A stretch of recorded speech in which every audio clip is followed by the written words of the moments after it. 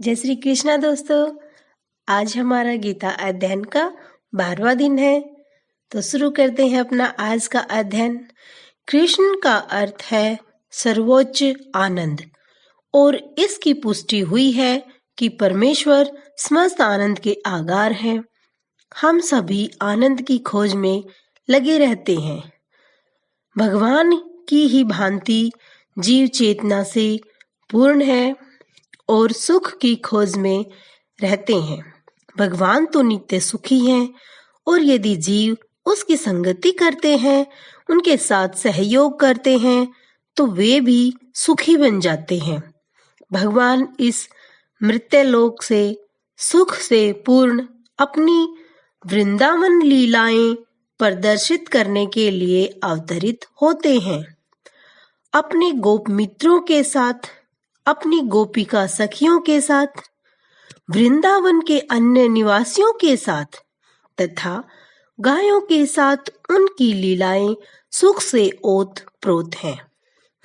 वृंदावन की सारी जनता कृष्ण के अतिरिक्त अन्य किसी को नहीं जानती थी, परंतु भगवान कृष्ण ऐसे थे कि उन्होंने अपने पिता नंद महाराज को भी इंद्रदेव की पूजा करने से निरुत्साहित किया, क्योंकि वे इस तथ्य को प्रतिष्ठित करना चाहते थे कि लोगों को किसी भी देवता की पूजा करने की आवश्यकता नहीं है।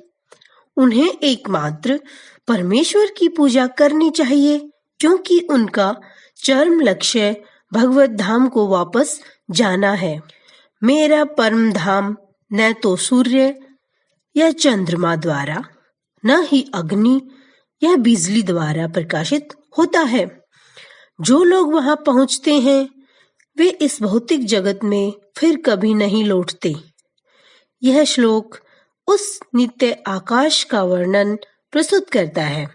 निस्संदेह हमें आकाश की भौतिक धारणा है, और हम इसे सूर्य, चंद्र, तारे आदि के संबंध में सोचते हैं।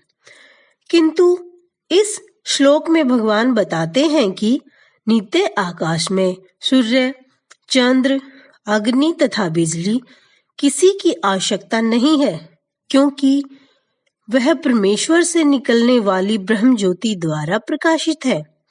हम अन्य लोकों तक पहुंचने का कठिन प्रयास कर रहे हैं, लेकिन परमेश्वर के धाम को जानना कठिन नहीं है। यह धाम गोलोक कहा जाता है। ब्रह्म संहिता में इसका अति सुंदर वर्णन मिलता है। गोलोक एवं निवसत्यखिलातम भूते।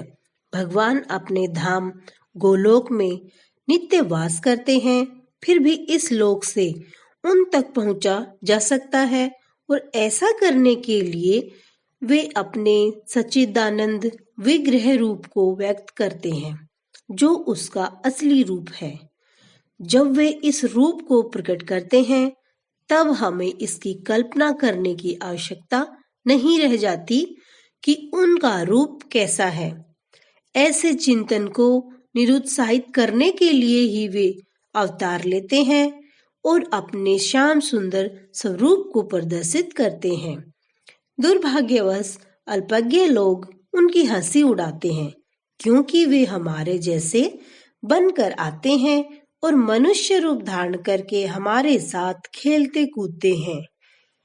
लेकिन इस कारण हमें यह नहीं सोचना चाहिए कि वे हमारी तरह हैं। वे अपनी सर्वशक्तिमता के कारण ही अपने वास्तविक रूप में हमारे समक्ष प्रकट होते हैं और अपनी लीलाओं का प्रदर्शन करते हैं। राधे राधे।